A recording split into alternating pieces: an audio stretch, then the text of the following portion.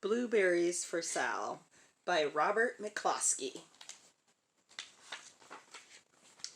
One day, little Sal went with her mother to Blueberry Hill to pick blueberries. Little Sal brought along her small tin pail, and her mother brought her large tin pail to put berries in. "We will take our berries home and can them," said her mother. "Then we will have food for the winter." Little Sal picked 3 berries and dropped them in her little tin pail. Kaplink, kaplank, kaplunk! She picked 3 more berries and ate them.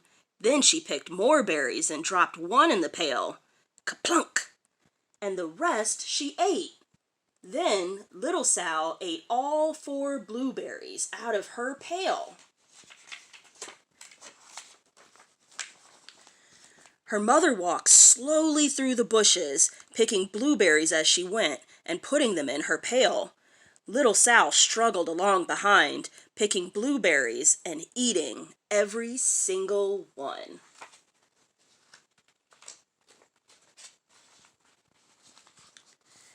Little Sal hurried ahead and dropped a blueberry in her mother's pail.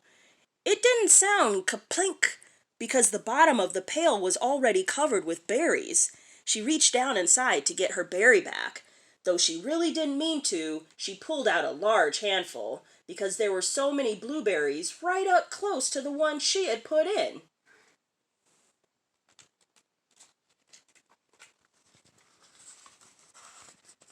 Her mother stopped picking and said, "Now, Sal, you run along and pick your own berries. Mother wants to take her berries home and can them for next winter."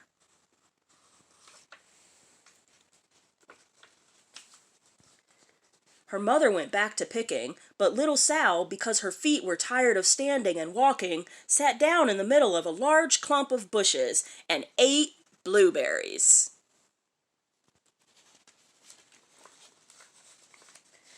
On the other side of Blueberry Hill, Little Bear came with his mother to eat blueberries. "Little Bear," she said, "eat lots of blueberries and grow big and fat. We must store up food for the long, cold winter."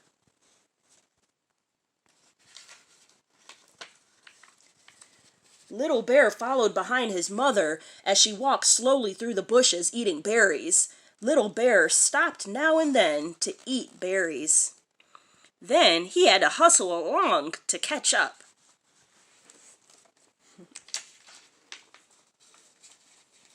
Because his feet were tired of hustling, he picked out a large clump of bushes and sat down right in the middle and ate blueberries.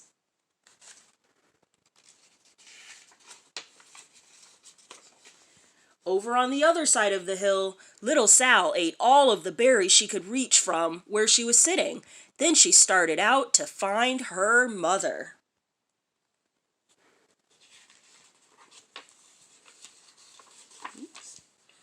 She heard a noise from around a rock and thought, "That is my mother walking along."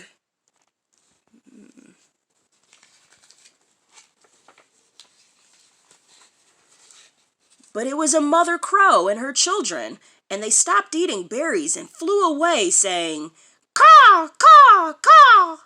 Then she heard another noise in the bushes and thought, "That is surely my mother, and I will go that way."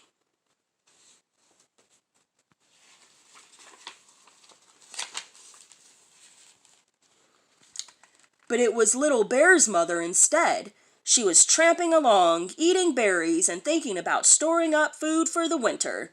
Little Sal tramped right along behind.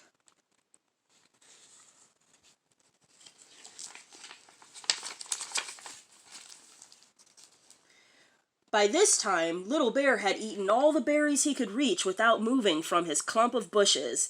Then he hustled off to catch up with his mother. He hunted and hunted, but his mother was nowhere to be seen. He heard a noise from over a stump and thought, "That is my mother walking along."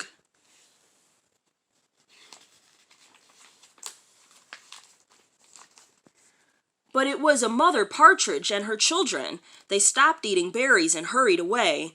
Then he heard a noise in the bushes and thought, "That is surely my mother. I will hustle that way."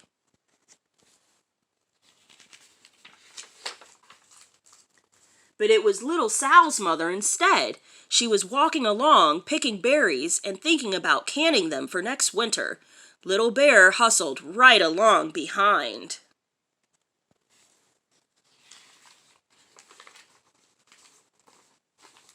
Little Bear and Little Sal's mother and Little Sal and Little Bear's mother were all mixed up with each other among the blueberries on Blueberry Hill.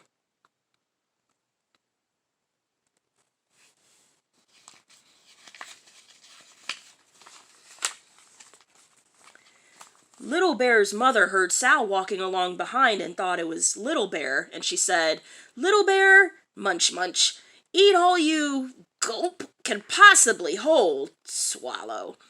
Little Sal said nothing. She picked 3 berries and dropped them, kaplink, kaplink, kaplunk, in her small tin pail. Little Bear's mother turned around to see what on earth could make a noise like kaplunk. "Grumph!" she cried, choking on a mouthful of berries. "This is not my child! Where is Little Bear?" She took one good look and backed away. She was old enough to be shy of people, even a very small person like Little Sal. Then she turned around and walked off very fast to hunt for Little Bear.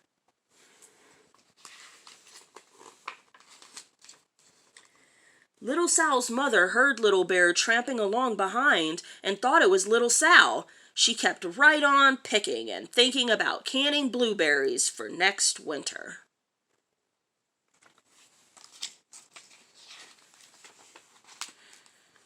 Little Bear padded up and peeked into her pail. Of course, he only wanted to taste a few of what was inside, but there were so many, and they were so close together, that he tasted a tremendous mouthful by mistake. "Now, Sal," said Little Sal's mother without turning around, "you run along and pick your own berries. Mother wants to can these for next winter." Little Bear tasted another tremendous mouthful and almost spilled the entire pail of blueberries.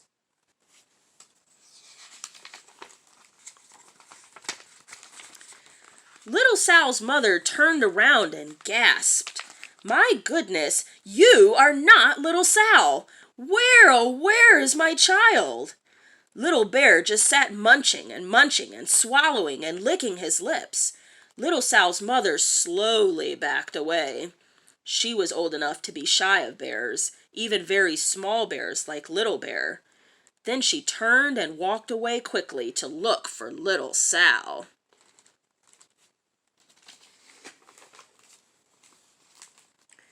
She hadn't gone far before she heard a kaplink, kaplank, kaplunk. She knew just what made that kind of a noise.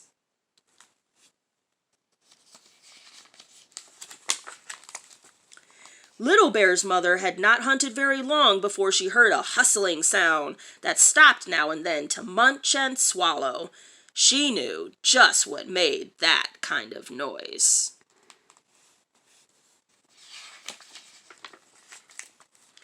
Little Bear and his mother went home down one side of Blueberry Hill, eating blueberries all the way and full of food stored up for next winter. And Little Sal and her mother went down the other side of Blueberry Hill, picking berries all the way, and drove home with food to can for the next winter. A whole pail of blueberries and 3 more besides.